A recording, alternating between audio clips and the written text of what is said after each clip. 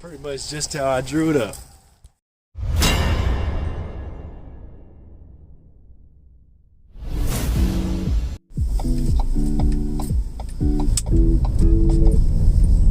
Hey everybody, welcome back to Golf Test Dummy, the channel where I use my game to help your game. Today I'm taking you someplace very special to me. Let's go.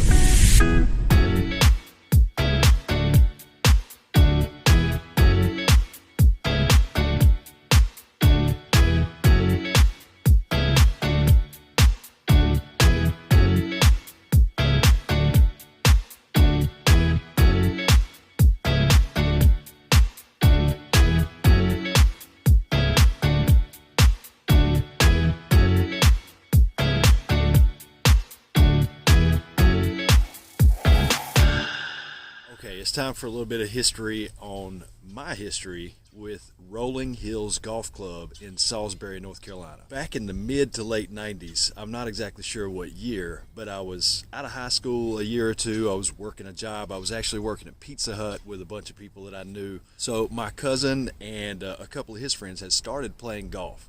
And they hadn't been playing for very long, but they invited me to come and play with them one time out here. And I'm like, no, absolutely not. Golf, no way. That game is not for me. I came out, long story short, I fell in love with the game, and this is where we came that very first time that I ever picked up a golf club. This course is not what anybody else would look at and call special. There's nothing special about it. It was actually carved out of the land here by a guy that owns a grading company, I believe, and he just said, hey, I've got tons of heavy equipment. Let me come out here and just make a golf course. And he did. I just absolutely love it. Maybe it's nostalgia. There's nothing great about the greens, the fairways, the tee boxes, the bunkers. Nothing out here is in what you would call great shape. But it just holds a special place in my heart, and I am so happy to be back here today playing on this golf course. I have missed it.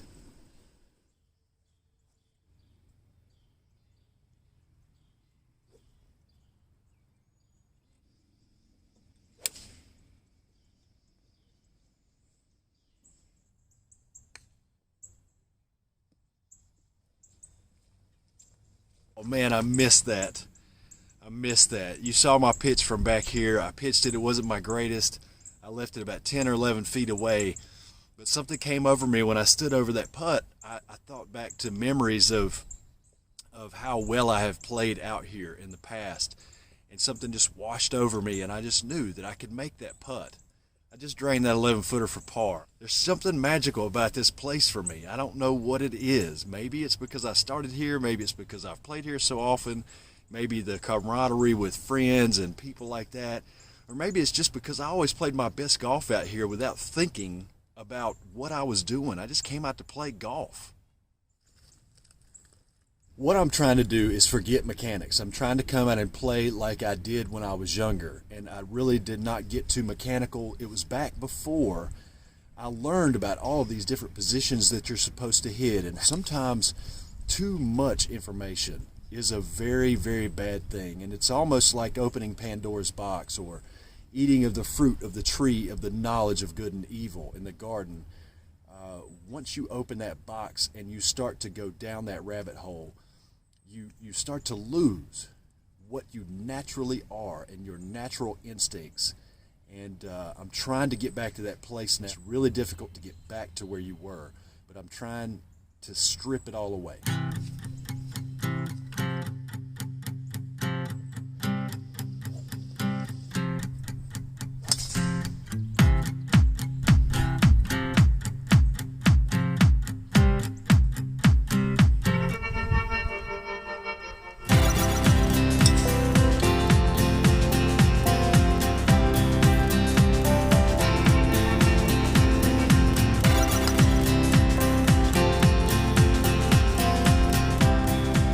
Bad shots and you're a beginner. You chalk it up to being a beginner, but after you've been playing for a while and you come out and you have a bad day, or you start to get like a pattern of thin shots or fat shots or slices, you start to look for remedies. You start to look for fixes. Back when I started playing, there was no internet, was just beginning. There was no GPS, there was no YouTube. We looked at golf magazines, watched the Golf Channel. We might purchase some VHS tapes or some DVDs. that we saw that you could order by mail. I think that's where the downward spiral begins for a lot of golfers. They start to seek more of that knowledge, that technical stuff, instead of just following their instincts.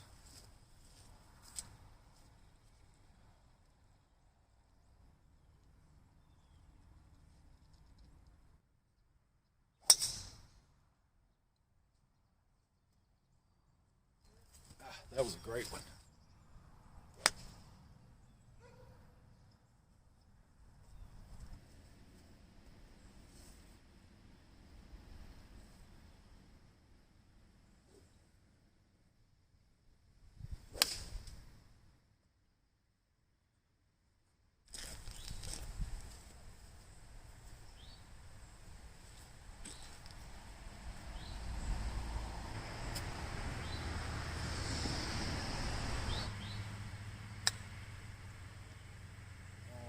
The par 3 7th hole. We know this hole all too well. Here's the deal with this hole. If you're short, it's coming back down the hill. If you're long, it's going off the other side of the hill, or you'll be above the hole with a pretty severe downhill putt. If you're right, it's going to hang up in there. If you're left, it's going all the way down this steep hill that's right here. It's coming down this long slope here, and it's going to end up in the other fairway. It is a complete brain bender.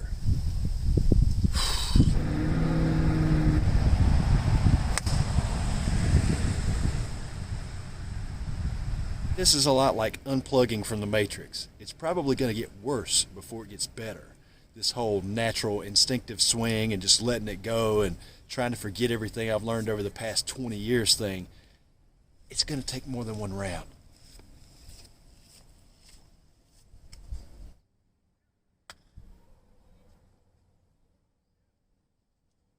I think I'm sitting about 7 over right now, and I'm on the 8th hole. So the score is not good. The ball striking is very sporadic.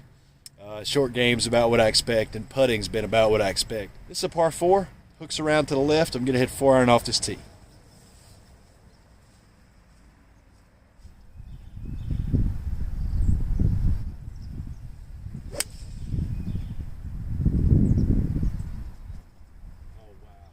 That is simply spectacular. That is a nice, strong, high draw. Was just thinking about feeling the draw. I think I've been over swinging on some of the other holes. I've really been kind of going after it really hard. I just kind of relaxed on that one and just tried to whip the club around me and just let it hook. It's dead in the center of the fairway.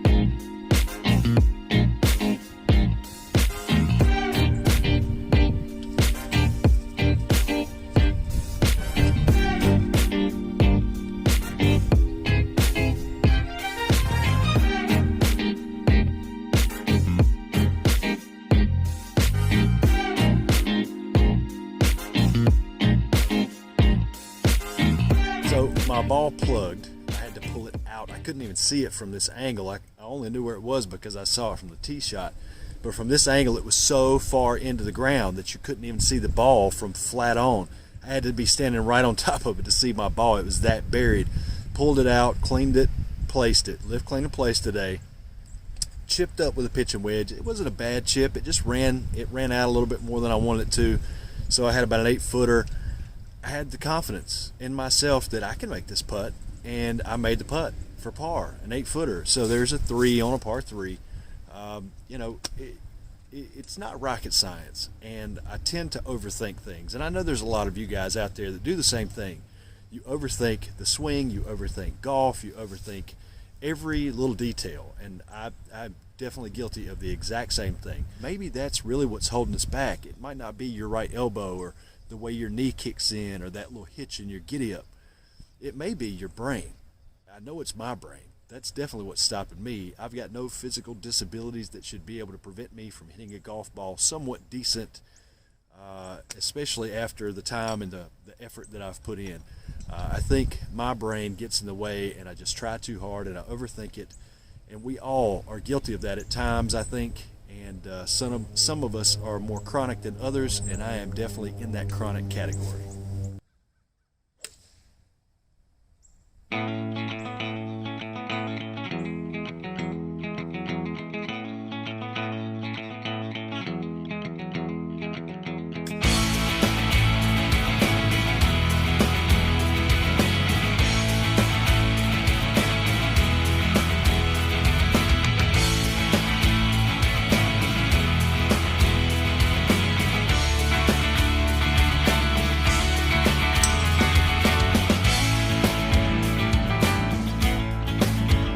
Something else about when I started playing golf and playing golf here. I didn't have the best set of clubs in the world. I had a mismatched set of old, just thrown together crap, really. Stuff that people really wouldn't even entertain trying to resell today. I mean, it was stuff that you would see free given away from somebody's garage sale. They wouldn't even try and get a quarter or a dollar out of it. So in that fashion, I'm going to hit the 4-wood here.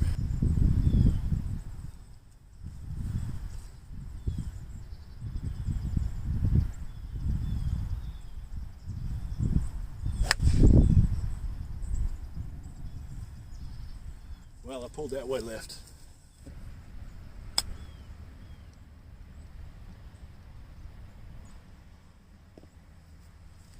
Well, it's on.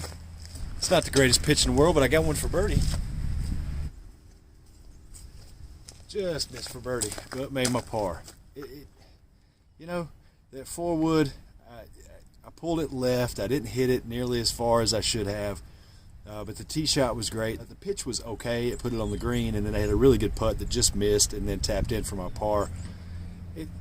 We get all these images in our head of what golf is supposed to be, what it's supposed to look like, what good golf is supposed to look like. There's no such thing. I think that in my head, good golf is supposed to be all solid shots. Even the pros will tell you, they don't hit solid shots all the time. They just hit solid shots more often than we do. But they don't always go where they want them to go. So for us, it's about course management. It's about making your way around the course, seeing what you have, and doing the best you can with it.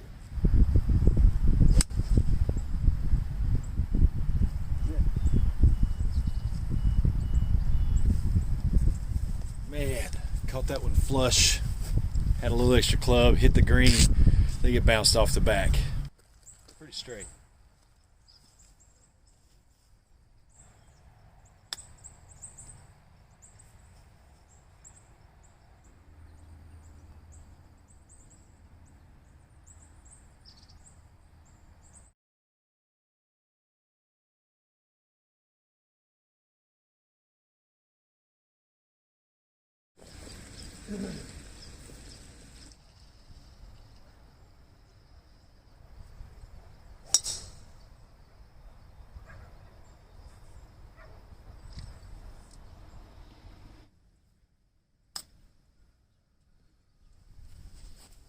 I'm here at the 18th hole on Rolling Hills.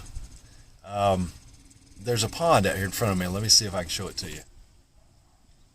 So that pond, you have to cross it with your tee shot. The landing area is on a severe uphill slope. It's really a completely unfair hole. It is a par 5, and it's over 400 yards, so it's not that long, but your landing area, you know, you're just screwed. But this hole, it's just a great closing hole. They used to have this large piece of styrofoam, with some of that fake carpet grass glued to it, and they stuck a flag in the middle of it, and they floated it out in the middle of this pond. And they had some ropes tied to it so it would stay in place. But the thing was to get out here on this hole, and you would try and chip onto that island green. That was a little contest while you waited for the fairway to clear so you could hit your tee shot. Or there's a tee box up on a hill way up there on hole number 11, I believe.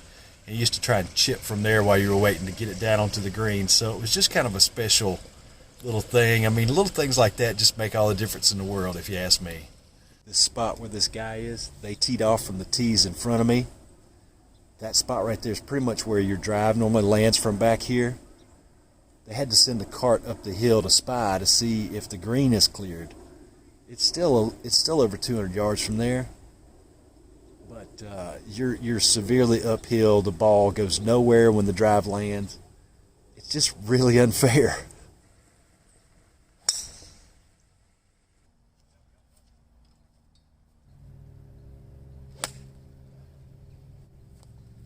Jeez.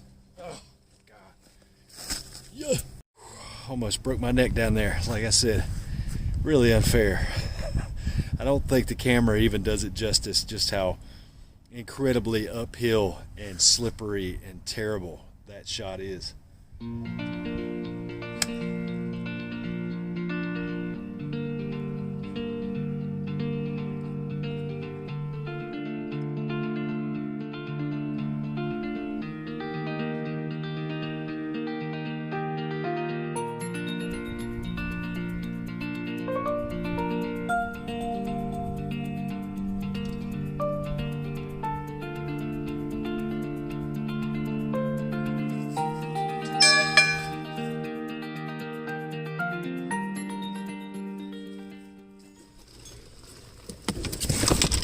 Oh, well, let's add this up. I uploaded my score to the Grint, but I always keep a card too.